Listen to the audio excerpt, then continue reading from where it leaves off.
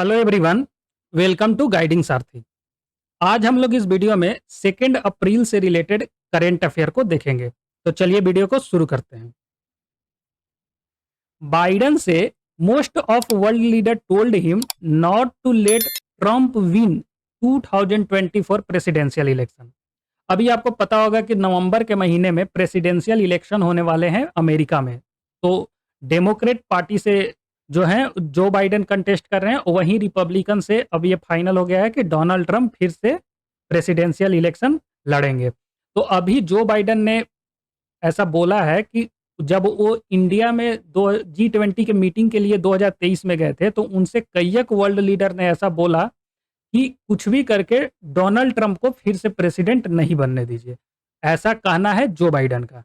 तो अगर हम G20 की बात करें तो G20 में रसिया का प्रेसिडेंट व्लादिमीर पुतिन और चाइनीज प्रेसिडेंट शी जिनपिंग, ये 2 लीडर नहीं आए थे फिजिकली, और ये बाकी सारे लीडर इंडिया में मौजूद थे G20 मीटिंग के दौरान। तो इन्हीं लीडर का क्लेम करते हुए डोनाल्ड ट्रंप, जो बाइडेन ने बोला है कि कई एक वर्ल्ड लीडर ने बोले हैं कि कुछ भी करके डोनाल्ड ट्रंप को फिर से प्रेसिडेंट 2024 इलेक्शन में नहीं बनने दीजिए। एक बार हम फॉरेन पॉलिसी देख लेते हैं जो बाइडेन का और डोनाल्ड ट्रंप का, कि ऐसा अगर कोई बोला भी होगा तो क्यों बोला होगा। तो एक बार फॉरेन पॉलिसी पे अगर हम ध्यान दें तो सबसे पहले है जो नाटो। नाटो को रिलेटेड अगर आप स्टांस देखिएगा जो बाइडेन का और रिपब्लिकन जो पार्टी से जो डोनाल्ड ट्रंप है उनका, तो दोनों का बहुत ही डिफरेंट है। नाटो का जहां तक जो बाइडेन बढ़ावा देते हैं, एक्सपेंशन पे फोकस करते हैं, जैसे अभी यूक्रेन को इसका पार्ट बना रहे थे, वहीं अगर डोनाल्ड ट्रंप को देखिएगा तो ये इसको उतना महत्व नहीं देते हैं। वो इंडिया से टाई ज़्यादा मजबूत करना ज़रूरी समझते हैं, जहाँ जहाँ तक ये नाटो का एक्सपेंशन से रिलेटेड। तो ये पहला मेजर चेंज है दोनों का फॉरेन पॉलिसी में। दूसरा हो गया रसिया यूक्रेन वॉर से रिलेटेड। रसिया यूक्रेन का जो कॉन्फ्लिक्ट चल रहा है, तो उसमें यूक्रेन के साथ अमेरिका जिस तरह से अभी खड़ा है, उस तरह से हो सकता है कि डोनाल्ड ट्रंप के प्रेसिडेंट बनने के बाद अमेरिका का स्टांस चेंज हो जाए, क्योंकि अभी भी जो पॉलिटिकल कैंपेनिंग हो रही है उसमें हमेशा डोनाल्ड ट्रंप रसिया का यूक्रेन वॉर में फंडिंग से रिलेटेड क्वेश्चन रेज करते रहते हैं कि जितना अमेरिका अभी तक यूक्रेन को मदद कर चुकी है पैसों से, उसके कंपैरिजन यूरोपियन कंट्रीज बहुत ही कम उसको मदद की है। तो इससे रिलेटेड वो हमेशा बोलते रहते हैं रसिया यूक्रेन वॉर से रिलेटेड कि हम आएंगे तो एक दिन में इसको सॉर्ट आउट कर देंगे। तो ये स्टांस बिल्कुल अलग है दोनों का फॉरेन पॉलिसी में। और थर्ड है क्लाइमेट चेंज। क्लाइमेट चेंज में डोनाल्ड ट्रंप का अगर स्टांस देखें तो अमेरिका फर्स्ट नीति पे काम करते हैं कि अगर अमेरिकन को जॉब मिलेगी तो माइनिंग भी वो स्टार्ट करवा देते हैं। वहीं पेट्रोलियम का एक्सप्लोरेशन भी शुरू करवा देते हैं। वो क्लाइमेट चेंज पे उतना फोकस न करते हुए अमेरिकन को जॉब मिले, इस पे ज़्यादा फोकस करते हैं। तो क्लाइमेट चेंज भी एक मेजर फॉरेन पॉलिसी चेंज होता है। तो ये कुछ फॉरेन पॉलिसी से रिलेटेड है कि इन दोनों का स्टांस कैसा होता है। तो अब वर्ल्ड लीडर बोले हैं या नहीं बोले हैं, तो ये तो जो बाइडन ही जाने, लेकिन ऐसा फॉरेन पॉलिसी है, ये इस पे ध्यान रखिएगा। चलते हैं आज के क्वेश्चन पे। आज का जो सबसे पहला क्वेश्चन है, with reference to the India's edible oil consider the following statement. पहला स्टेटमेंट है, the import of India's edible oil have increased in rupee value term during the last 10 year. Second है, India's edible oil production from domestically grown oil seed is less than half the total production. Third जो है, the two biggest contributor to India's edible oil production are mustard and soybean. तो बताना है इन तीनों statement में से कौन कौन सा स्टेटमेंट सही है। Any one, any two, all of the above या नन ऑफ द अबव। यहाँ पे सी, ऑल ऑफ द अबव, ये तीनों ही स्टेटमेंट सही है। अगर इंडियाज का एडिबल ऑयल हम देखें तो हमारा इंपोर्ट जो है लगभग 1.5 गुना बढ़ गया है पिछले 10 सालों में। अगर डोमेस्टिकली प्रोडक्शन की बात करें तो ये टोटल कंजम्पशन का हम 38.6% ही डोमेस्टिकली प्रोडक्ट प्रोड्यूस करते हैं। और सबसे ज़्यादा जो हम प्रोडक्शन करते हैं डोमेस्टिकली, वो मस्टर्ड ऑयल हो गया पहला नंबर पे, मस्टर्ड।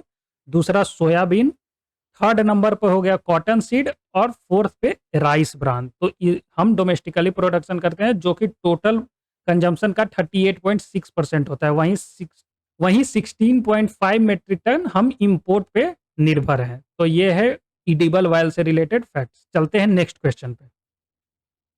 आज का जो क्वेश्चन नंबर 2 है, with reference to the disqualification of an MP consider the following statement. पहला, a person shall be disqualified if he is not a citizen of India. दूसरा है, a person shall be disqualified if he hold any office of profit under the government of India और the government of any state. Third है, a person shall not be disqualified if he is of unsound mind. तो बताना ये तीनों statement में से कौन कौन सा स्टेटमेंट सही है? Any one, any two, all of the above या नन ऑफ द अबव?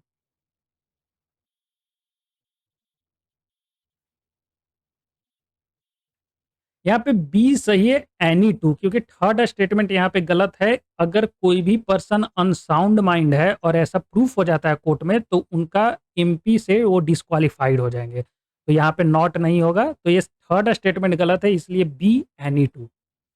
अगर हम disqualification of member of parliament की बात करें, तो ये हमारे संविधान के आर्टिकल 102 में मेंशन है। तो उन उसमें उस प्रोविजन क्या है? पहला है ऑफिस ऑफ प्रॉफिट। अगर मेंबर ऑफ पार्लियामेंट कोई भी ऑफिस ऑफ प्रॉफिट अगर होल्ड करते हैं और ये पता चलता है, तो उनको एज ए एमपी डिस्क्वालिफाइड कर दिया जाएगा।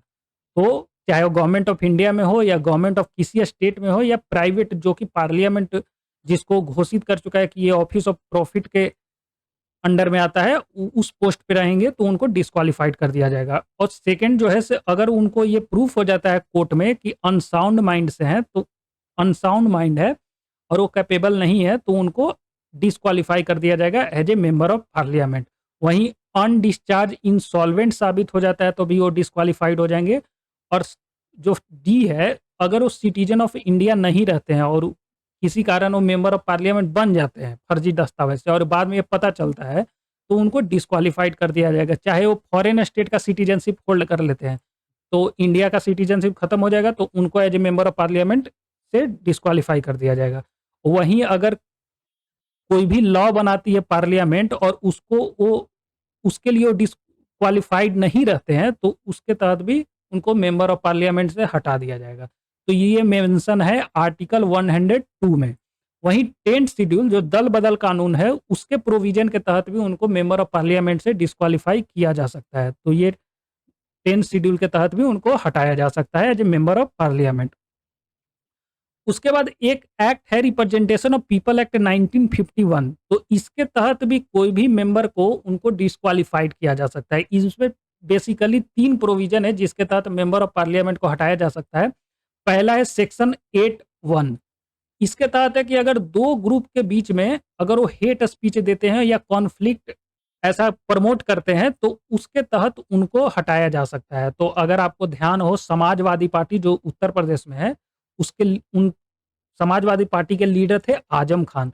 तो उनको ऐसा कोर्ट कन्विक्ट कर दी थी हेट स्पीच केस में, तो उनको एमएलए पोस्ट से हटा दिया गया था।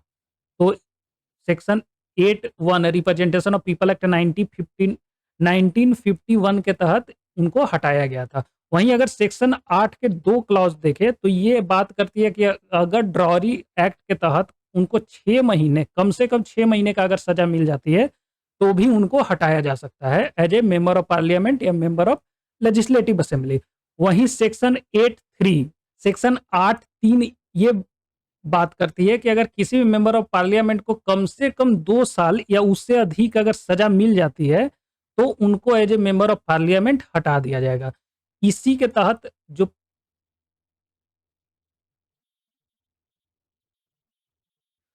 पिछले साल राहुल गांधी जी को जो डिस्क्वालीफाई किया गया था, तो इसी सेक्शन के तहत किया गया था। उसके बाद उन्होंने सुप्रीम कोर्ट में चैलेंज किया और उनको फिर रीस्टोर हो गया था मेंबर ऑफ पार्लियामेंट।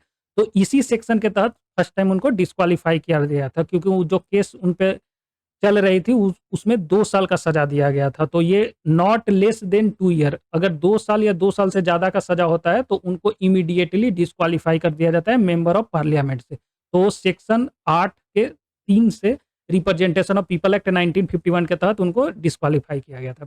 एक और इसी से रिलेटेड सेक्शन है, सेक्शन 8(4). इसमें बात करता है कि अगर किसी को भी अगर सजा हो गई, तो उनके पास 3 महीने का टाइम दिया जाएगा ताकि वो हायर कोर्ट में अपील करके उस पे स्टे करवा सके। तो ये प्रोविज़न बनाया गया था।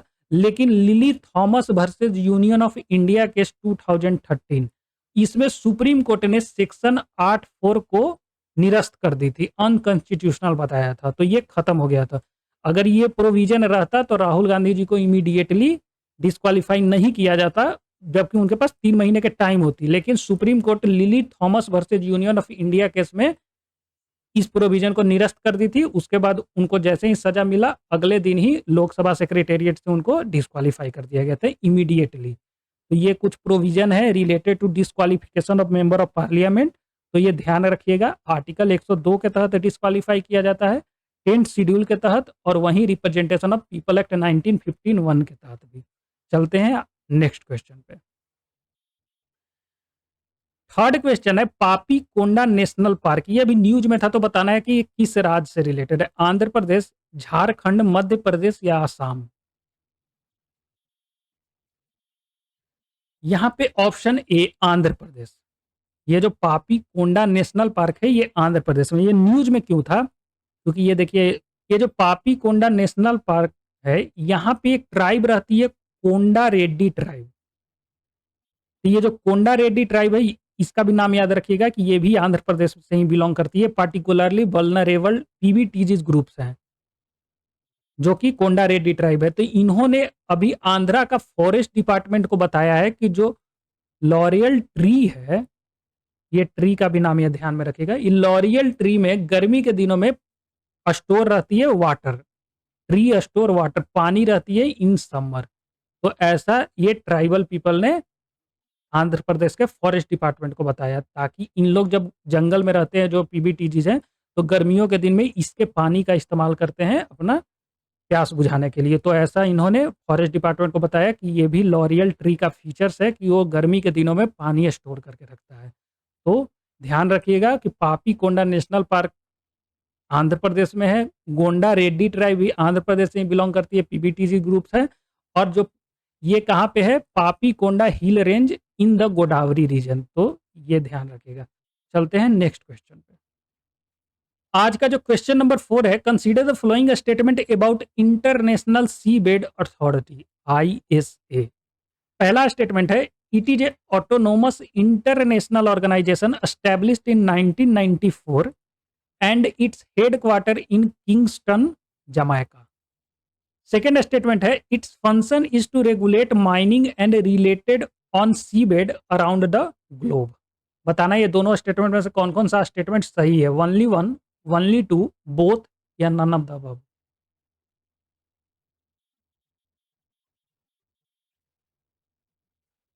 यहाँ पे ए ऑप्शन सही है, ओनली वन। सेकेंड स्टेटमेंट गलत है, ये अराउंड द ग्लोब नहीं होगा, ये इंटरनेशनल वाटर में।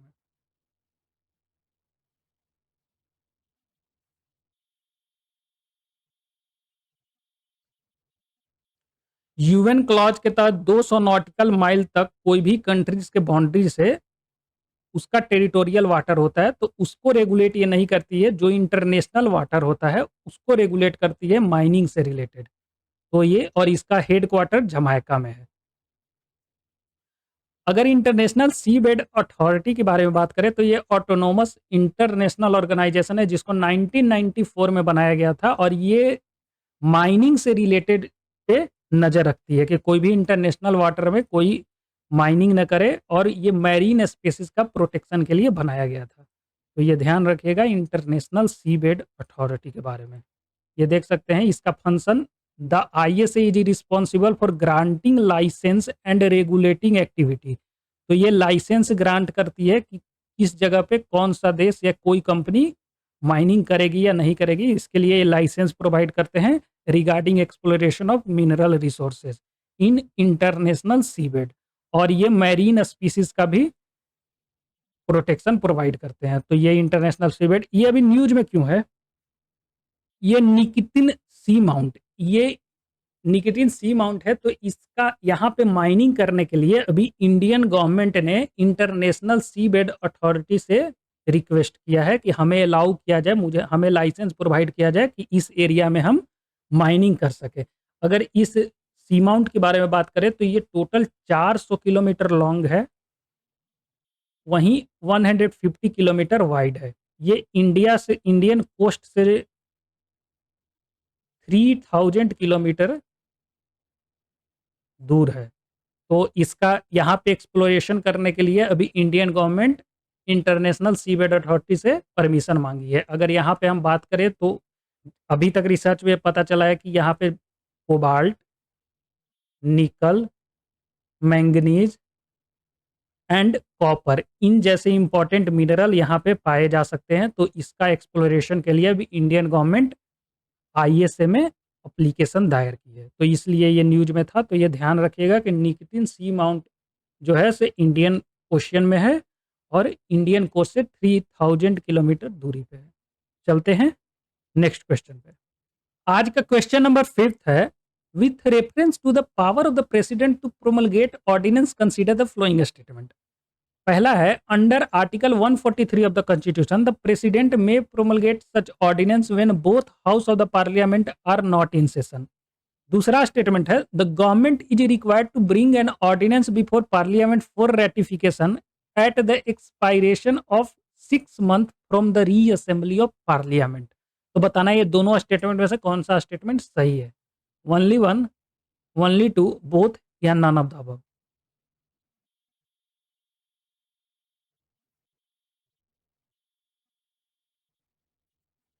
यहाँ पे D, none of the above, ये दोनों ही स्टेटमेंट गलत है। यहाँ आर्टिकल 143 नहीं होगा, ये आर्टिकल 123 के तहत ऑर्डिनेंस को लाया जाता है। और ये 6 मंथ नहीं होगा। जब पार्लियामेंट का नया सेशन स्टार्ट होता है तो 6 वीक के अंडर में गवर्नमेंट को उस ऑर्डिनेंस को पार्लियामेंट में ला करके उसको पारित करवाना होता है कंटिन्यूएशन के लिए, नहीं तो उसके बाद लैप्स हो जाएगी। तो ये ध्यान रखिएगा कि ये 6 मंथ नहीं होगा, 6 वीक होगा। चलते हैं नेक्स्ट क्वेश्चन पे। आज का जो 6th क्वेश्चन है वो डैन्यूब रिवर बेसिन से रिलेटेड है कि किस कंट्री से नहीं गुजरती है, टर्की, जर्मनी, स्लोवाकिया या रोमानिया।